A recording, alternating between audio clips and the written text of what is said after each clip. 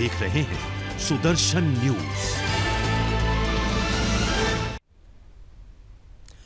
नमस्कार, आप देख रहे हैं सुदर्शन न्यूज और मैं हूं आपके साथ अमित शर्मा।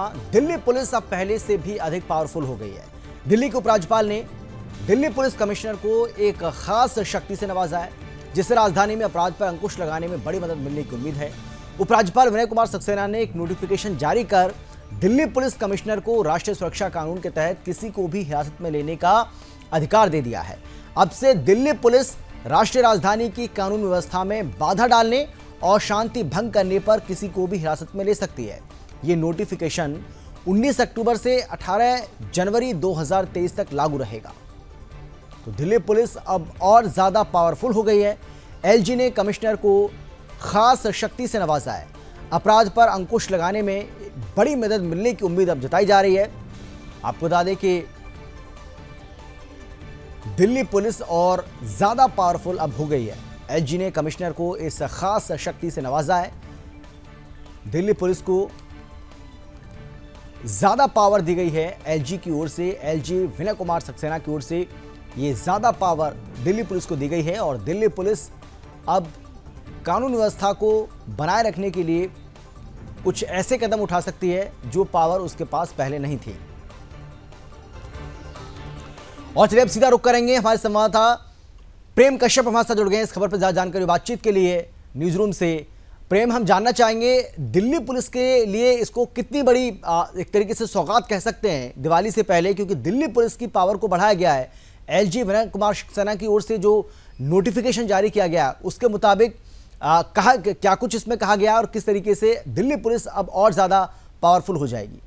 देखिए अमित, आपको बता दें कि इसके साथ ही जो है दिल्ली पुलिस की शक्तियों में इजाफा होगा और पहले से जो है बेहतर कानून व्यवस्था दिल्ली के अंदर देखने को मिलेगी, क्योंकि ये जो आदेश दिए गए हैं इसको ये पारित होने के बाद अब दिल्ली पुलिस के पास स्पेशल पावर आ गया है और ये दिल्ली कमिश्नर को दिए गए हैं। इसके तहत आपको बता दें कहा गया है कि अब एनएसए अगर किसी पर लगाया जाए तो उसकी गिरफ्तारी हो पाएगी और गिरफ्तार दिल्ली पुलिस के पास इतनी शक्ति होगी, सामर्थ्य होगी कि वो कानूनन उसे गिरफ्तार कर सकती है। वहीं आपको देखिए बता दें कि ये नोटिफिकेशन जो है 19 अक्टूबर से 18 जनवरी 2023 तक लागू रहेगा। देखिए इसके पीछे जो है कई वजह हैं अमित जो निकलकर सामने आए हैं ऐसा करने के पीछे, क्योंकि लगातार देखा गया कि सुंदर नगरी हो, जहांगीरपुरी हो और जिस तरीके से बलजीत नगर में जिहादियों विधर्मियों द्वारा हिंदुओं की हत्या की गई थी और निर्मम हत्या की गई थी, जिसके बाद जो है देश के अंदर जो है आक्रोश फैलने लगा था और जहांगीरपुरी में भी दंगा हुआ था। इसके बाद लगातार जो है कई जगह से सुंदर नगरी हो, बलजीत नगर हो, मदनपुर खादर हो, इन सब एरिया से जो है क्राइम की खबरें नजर आती रही है और ये ऐसा कहा जा रहा है कि इन सब चीज़ों को ध्यान में रखते हुए कि दो धर्मों की लड़ाई हो सकती है, तो इस वजह से ये जो है पावर अब दिल्ली पुलिस को दिए गए हैं। और आपको बता दें कि मनीष सिसोदिया ने कुछ दिन पहले ही एलजी को एक पत्र लिखा था जिसमें उन्होंने दिल्ली के कानून व्यवस्था पर सवाल उठाए थे और कहा था कि दिल्ली में कानून व्यवस्था को चुस्त और दुरुस्त करने की जरूरत है और दिल्ली पुलिस को सतर्कता से कार्य करने की जरूरत है। जिसके बाद यह भी कहा जा रहा है कि इस पत्र को देखने के बाद और तमाम डाटा आंकड़ों को निकालने के बाद एलजी के द्वारा ये आदेश पारित किए गए हैं। वहीं आपको बता दें हमारे पास जो नोटिफिकेशन निकलकर सामने आया है अमित, उसके तहत ये जो पूरी जानकारी है उसमें देखिए कि लिखा हुआ है कि 2188 गृह पुलिस 2 खंड 1 2452 2455। चूंकि राष्ट्रीय राजधानी क्षेत्र दिल्ली के उपराज्यपाल इस बात से संतुष्ट हैं कि ऐसा करना आवश्यक है, तो एलजी को भी इसकी आवश्यकता लगी, एलजी को भी इसकी जरूरत लगी कि इतने जो है सामर्थ्यवान पुलिस को बनाना चाहिए कि जिस पर एनएसए लगे उसकी गिरफ्तारी तुरंत हो पाए। तो इसमें दिया गया है ये जो नोटिफिकेशन आप देख रहे हैं इसमें साफ तौर पे दिया गया है कि राष्ट्रीय सुरक्षा अधिनियम 1980 की धारा 2 के खंड ई के साथ पाठी धारा 3 की उपधारा के द्वारा प्रदत्त शक्तियों का प्रयोग करते हुए राष्ट्रीय राजधानी क्षेत्र दिल्ली के उपराज्यपाल यह निर्देश देते हैं कि दिल्ली पुलिस आयुक्त दिल्ली पुलिस कमिश्नर को 19/10/2022 से 18/1/2023 तक की अवधि के दौरान जितने भी अधिनियम की धारा 3 की उपधारा 2 की शक्तियों का प्रयोग निरोधक प्राधिकारी के रूप में कर सकते हैं। तो ये शक्तियां उन्हें दी गई है जो कि दिल्ली पुलिस अब इसको एक्शन में देखा जा सकता है और दिल्ली पुलिस के एक्शन में भी ये देखने को मिलेगा। अब देखिए दिल्ली पुलिस के पास भी पावर आया है और उन्हें खुली छूट दी गई है कि अगर किसी भी तरीके का जो है गलत आप देख रहे हैं कि विधर्मियों द्वारा षड्यंत्र हो रहा है या फिर ऐसे माकूल जो सवाल उठते हैं कि जो एनएसए लगाना हो, तो इस पर जो है दिल्ली पुलिस अब खुलेआम एनएसए लगा सकती है। जी प्रेम, क्या इसको इस तरीके से भी देखा जा सकता है जिस तरीके से आप भी इस बात की जानकारी दे रहे हैं, और हाल ही में हमने देखा था कि सिसोदिया की ओर से बाकायदा एक पत्र लिखा गया था जिसमें ये कहा गया था कि एलजी जो है विनय सक्सेना वो आम आदमी पार्टी को काम करने से रोक रहे हैं, बहुत सारे तमाम तरह के उन्होंने आरोप भी लगाए थे। उसके बाद ये पत्र उन्होंने लिखा और पत्र में इस बात का जिक्र किया कि आपको राजधानी दिल्ली के अंदर जो कानून व्यवस्था की स्थिति खराब है उस पर ध्यान देने की जरूरत है। तो क्या उस क्रम में भी इसको देखा जा सकता है? देखिए निश्चित तौर पे आप देख सकते हैं कि जो क्राइम का ग्राफ है दिल्ली में बढ़ता जा रहा है और जो ये एजेंडा फिट करने की कोशिश की जा रही है, पीएफआई का षड्यंत्र हो, इसको इस तरह से भी हम देख सकते हैं कि जिन पर देश विरोधी गतिविधि वाला जो मामला है दिल्ली के अंदर बढ़ता जा रहा है और इसके ग्राफ में तेजी से उछाल आती जा रही है अमित।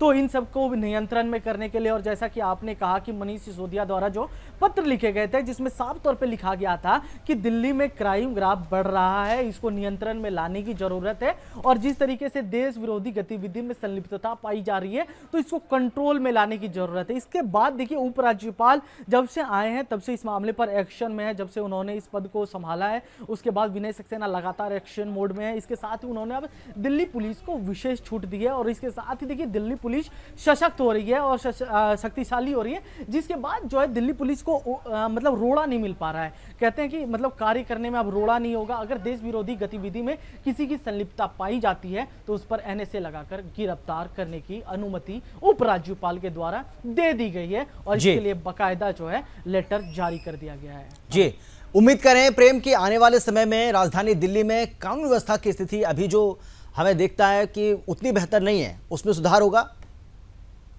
देखिए ये निश्चित तौर पे आप कह सकते हैं, देखिए क्राइम ग्राफ हो, मर्डर के, बलात्कार के, इन सब के मामले तो सामने आते ही रहे हैं। इसके साथ ही देश विरोधी गतिविधि वाला जो मामला है वो दिल्ली के अंदर बढ़ता नजर आ रहा था और दिल्ली के अंदर इस ग्राफ में जो है ना तेजी से उछाल आते आए हैं। कुछ जगह भी चिन्हित है इसको लेकर जहां से इस तरह के मामले सामने आए हैं, जो मुस्लिम बहुसंख्यक इलाका है वहां से जो है ऐसी खबरें निकलकर सामने आती रही है। आपने देखा होगा मनीष हत्याकांड अभी हाल फिलहाल में निकलकर सामने आया था अमित, जिसके बाद जो है उसकी हत्या कर दी गई थी। इसके बाद फिर से एक और हत्या बसंतनगर इलाके में हुई। तो ये लगातार जो है इस तरह के हत्याएं हो रही है और ये स्पष्ट इशारा करती है कि क्या ये किसी षड्यंत्र का की ओर इशारा करता है, क्योंकि आपको याद होगा कि आज सीए एनआरसी के जो दंगे हुए थे दिल्ली के अंदर, जो सीए एनआरसी के बाद जो दंगे हुए जिसमें कि कई लोगों की जानें चली गई और ये बड़ा मामला निकलकर सामने आया था, तो इसके बाद जरूरत महसूस होने लगी थी। इसके बाद फिर जहांगीरपुरी में ये मामला सामने आता है कि जब शोभा यात्रा, हनुमान जी की शोभा यात्रा निकाली गई थी, उसमें पथराव हुआ था, मूर्ति को खंडित किया गया था। इसके बाद जो है दंगे जैसी जो शक्ल में जहांगीरपुरी तब्दील हो गया था। इसके बाद लगातार हिंदुओं की हत्या, तो ऐसा जरूरत आन पड़ा था कि इस तरह के पावर दिल्ली पुलिस को दिए जाए, क्योंकि जब हाथ बंधे रहते हैं तो फिर कार्यशैली पर भी सवाल खड़े होते हैं, क्योंकि आप उतने समुचित तरीके से और सुचारू तरीके से अपने कार्य को अंजाम नहीं दे सकते। इस वजह से हम कह सकते हैं कि देखिए ये जो पावर दी गई है, स्पेशल पावर दी गई है, इसके बाद दिल्ली पुलिस को छूट मिली है और दिल्ली पुलिस जो है इसको अमली जामा पहनाए जल्द से जल्द, ऐसी हमारी भी आकांक्षा है और अपेक्षा है।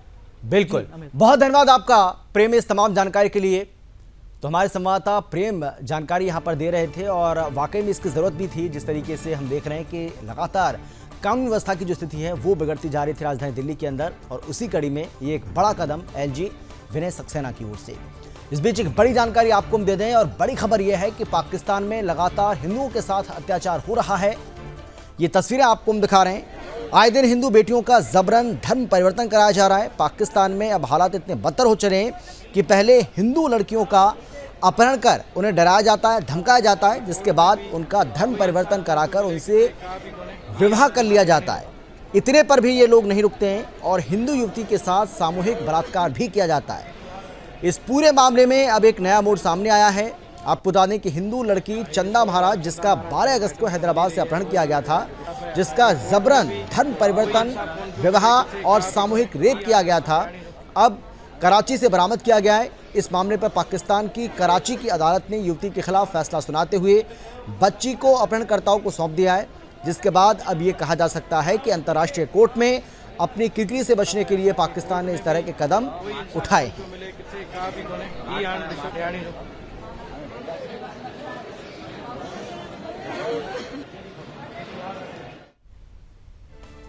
खबरों में आगे बढ़ेंगे। महाराष्ट्र नवनिर्माण सेना के अध्यक्ष राज ठाकरे ने आज मुख्यमंत्री एकनाथ शिंदे को पत्र लिखा है। उन्होंने इस पत्र के जरिए मुख्यमंत्री से राज्य में अतिवृष्टि घोषित करने का अनुरोध किया है। राज ठाकरे ने पत्र लिखकर कहा है कि दिवाली के पहले महाराष्ट्र की कई जगहों पर काफी जोरदार बारिश हुई है और इस वजह से खेती को भारी नुकसान हुआ है। इसीलिए राज्य सरकार को इसकी तरफ ध्यान देते हुए इस मुश्किल का उपाय करना चाहिए और मेरे किसान भाइयों को राहत देने के लिए अतिवृष्टि घोषित करना चाहिए। राज्य में पिछले कुछ दिनों से हो रही बारिश की वजह से खेती को नुकसान हुआ है। मुख्यमंत्री एकनाथ शिंदे और उप मुख्यमंत्री देवेंद्र फडणवीस ने राहत एवं पुनर्वास एवं कृषि विभाग को निर्देश दिया है कि जिला प्रशासन युद्ध स्तर पर क्षतिग्रस्त क्षेत्रों का पंचनामा करे और किसानों की मदद करे। आपको बता दें कि इससे पहले भी मनसे की तरफ से उप मुख्यमंत्री देवेंद्र फडणवीस को पत्र लिखा गया था। राज्य में नई सरकार बनने के बाद राज ठाकरे ने अंधेरी उपचुनाव को लेकर फडणवीस को पत्र लिखा था। इसके बाद दिवाली में पुलिस कर्मियों को बोनस देने की मांग करते हुए भी मनसे की तरफ से राज्य के गृह मंत्री फडणवीस को पत्र लिखा गया।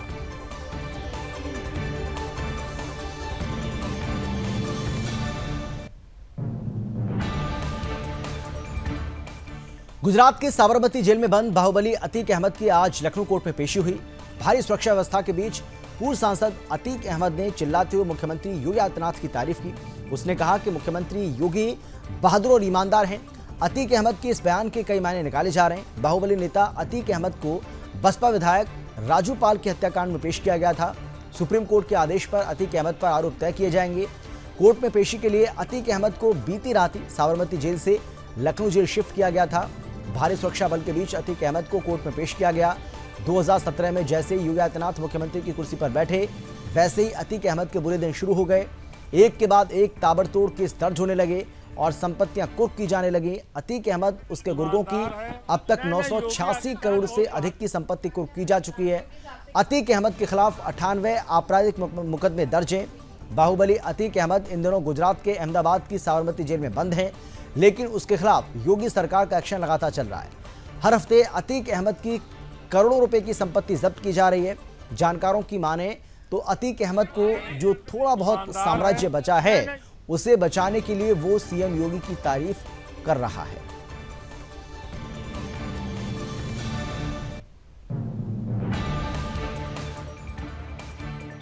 मेहनत कर रहे हैं, ईमानदार है।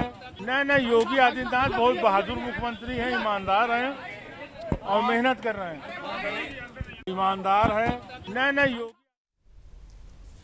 विधानसभा चुनाव 2022 को लेकर बीजेपी एक सप्ताह के भीतर अपना विजन डॉक्यूमेंट जनता के बीच में लेकर आएगी। बीजेपी ने इस बार विजन डॉक्यूमेंट के सुझाव मतपेटी और पोर्टल के माध्यम से लोगों से मांगे थे, जिसमें 20,000 सुझाव मतपेटी जबकि 5,000 सुझाव पोर्टल के माध्यम से प्राप्त हुए। सभी सुझावों का समावेश करके बीजेपी एक हफ्ते के भीतर अपना विजन डॉक्यूमेंट जनता के बीच में रखने जा रही है। चुनाव घोषणा पत्र में समिति के अध्यक्ष सिकंदर कुमार ने शिमला में बताया है कि भाजपा के विजन डॉक्यूमेंट के लिए हर वर्ग से अलग अलग सुझाव लिए गए। युवा, महिलाएं, कर्मचारी, किसान, बागवान सहित हर वर्ग ने अपने अपने सुझाव दिए हैं और इन सुझावों को लेकर ही बीजेपी अपने दृष्टि पत्र में शामिल रखने वाली है, इसको शामिल करेगी और इसको सामने रखने वाली है। आम जनता के हित में विजन डॉक्यूमेंट बनाएगी। महिलाओं के सशक्तिकरण, प्रदेश की आर्थिकी को सुदृढ़ करने और रोजगार के अवसर पैदा करने से संबंधित अनेक सुझाव आए, जबकि कर्मचारियों की तरफ से ओपीएस बहाली को लेकर भी सुझाव मिले, जिनका समावेश करके एक भीतर के अंदर भाजपा अपना दृष्टि पत्र जारी करेगी।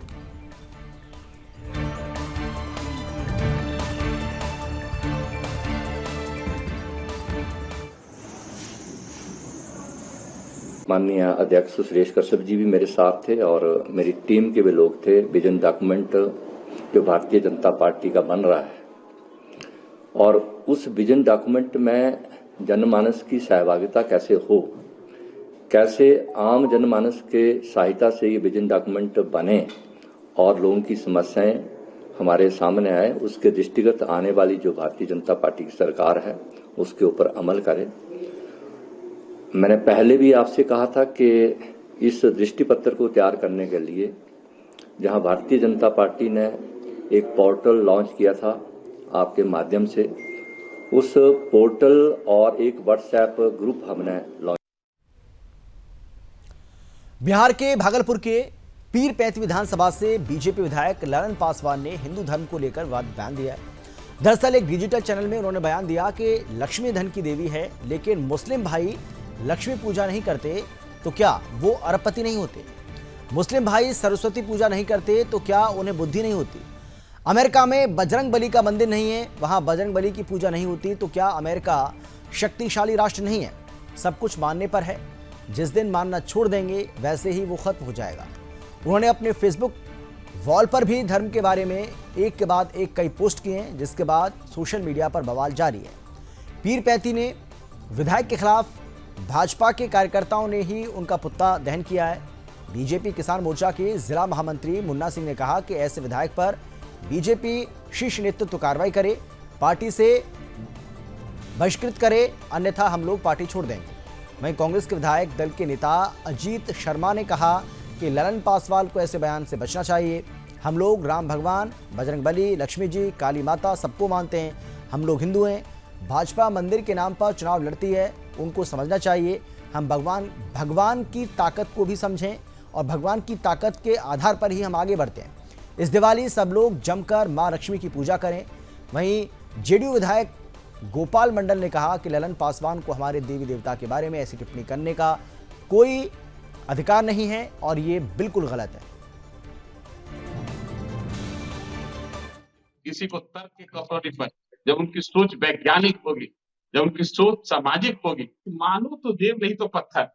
ठीक है, लोग जब तक मान रहे हैं ना कि आत्मा परमात्मा, जब तक माने तभी तक इसके चक्कर में, जब मानना छोड़ देंगे उनके अंदर जो बौद्धिक उनकी जो क्षमता बढ़ेगी, जब वो मान्यता के बजाय अपने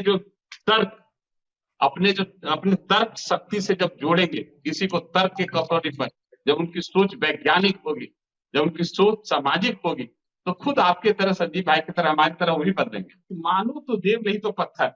ठीक है, लोग जब तक मान रहे हैं ना कि आत्मा परमात्मा, जब तक नहीं, वो अपशब्द नहीं है, लेकिन उनको बोलना नहीं चाहिए, से बचना चाहिए। जैसे उन्होंने कहा है कि सरस्वती माँ का जो पूजा नहीं करते वो विद्वान नहीं होते।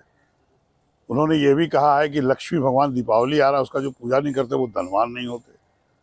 बजरंग बली का जो पूजा नहीं करते, क्या उनको शक्ति नहीं मिलती? निश्चित तौर पर हम लोग जैसे हिंदू हैं, बड़ा गर्व से कहते हैं, और हम लोग बजरंग बली रामनवमी के दिन हम लोग ध्वजा गाड़ते हैं, हम लोग मानते हैं। और दिवाली के दिन लक्ष्मी पूजा सिर्फ बिहार में ही नहीं, पूरे देश में मनाया जाता है। और लक्ष्मी भगवान निश्चित तौर पर, हम लोग देखिए घर का पेंटिंग वुंटिंग चल रहा है, क्योंकि लक्ष्मी देवी घर में आएंगी। देखिए, विधायक जी का पुतला दहन करने का मेन मकसद है। माननीय विधायक जी ने कल हिंदू देवी देवताओं के खिलाफ अपमानजनक टिप्पणी की जी। मेरा मानना है कि विधायक जी को अगर नहीं मानना है, अपने पिता का श्राद्ध नहीं करना है, माँ का श्राद्ध नहीं करना है, पिता का श्राद्ध तो उन्होंने किया भी था, माँ का भोज नहीं करना है, मत करें। आप हिंदू देवी देवताओं को नहीं मानते, आप न माने जी, मगर आप हमारे आस्था के प्रति, सनातन धर्म के खिलाफ, सनातन धर्म के आस्था पे अगर आप चोट करेंगे, ये हम। प्रदेश में बढ़ते डेंगू के मरीजों की संख्या थमने का नाम नहीं ले रही है। प्रतिदिन सैकड़ों की संख्या में मरीजों के मिलने से सरकार की भी चिंता बढ़ गई है और इसके लिए दवाइयों के छिड़काव के लिए विशेष अभियान चलाया जा रहा है। लेकिन सरकार के इन इंतजामों को विपक्ष नाकाफी बता रहा है और नेता प्रतिपक्ष विजय कुमार सिन्हा ने डेंगू को लेकर सरकार पर लापरवाही बरतने का आरोप भी लगाया है। पटना में अभी भी प्रतिदिन 200 से ज्यादा डेंगू पीड़ित मरीज मिल रहे हैं। पटना में पीड़ितों की कुल संख्या 3689 तक जा पहुंची है।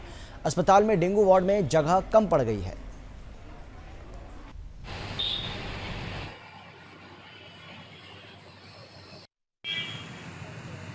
डेंगू पहली बार बिहार में तो आई नहीं है, हर वर्ष आती थी, लेकिन इस बार जो डेंगू का प्रकोप और माहौल बढ़ा है, ये सरकार की लापरवाही, गैर जिम्मेदारी और प्रशासनिक पदाधिकारियों के साथ जो एक्शन होना चाहिए, अब आप उसे दवा उपलब्ध नहीं कराएंगे, उसको ब्लड बैंक में ब्लड नहीं रहे, प्लेटलेट नहीं रहे, छिड़काव नहीं करें, फॉगिंग मशीन न दें और सीधे कहें कि आप क्यों नहीं किया। तो ये व्यवस्था, पहले अपनी व्यवस्था को दुरुस्त कर। मध्य प्रदेश के मुरैना में पटाखा बनाने वाली फैक्ट्री में तेज धमाका हो गया और धमाके की आवाज सुनकर आसपास के लोगों में हड़कंप मच गया। हादसे में 4 लोगों की मौके पर मौत हो गई। तेज धमाके के साथ ही इमारत पूरी तरह से ध्वस्त हो गई। आपको बता दें कि दिवाली के त्योहार के लिए पटाखा बनाने वाली फैक्ट्री का संचालन हो रहा था। बानमोर थाना इलाके के जैतपुर रोड का यह मामला है। फिलहाल रेस्क्यू ऑपरेशन चल रहा है।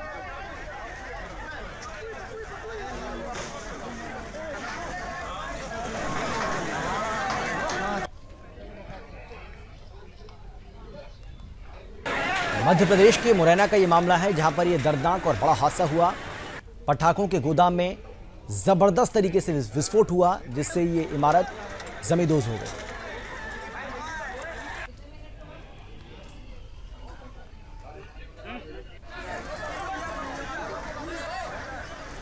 तेज धमाके के साथ इमारत पूरी तरह से ध्वस्त हो गई। इसके साथ ही इस हादसे में 4 लोगों की दर्दनाक मौत हुई है। हादसे में 4 लोगों के मारे जाने की खबर सामने आ रही है। मलबे में आधा दर्जन से अधिक लोग दब गए। राहत और बचाव कार्य का जो काम है वो लगातार चल रहा है। स्थानीय प्रशासन की जो टीम है वो मौके पर मौजूद है। कलेक्टर और एसपी भी मौके पर पहुंचे। घायलों को अस्पताल में भर्ती कराया गया है। पटाखा बनाने वाली फैक्ट्री का यहां पर संचालन हो रहा था। मुरैना के जैतपुर रोड की यह घटना बताई जा रही है। और फिलहाल इस बुलेटिन में इतना ही। एक छोटे से ब्रेक के बाद फौरन लौटेंगे। आप देखते रहिए सुदर्शन न्यूज।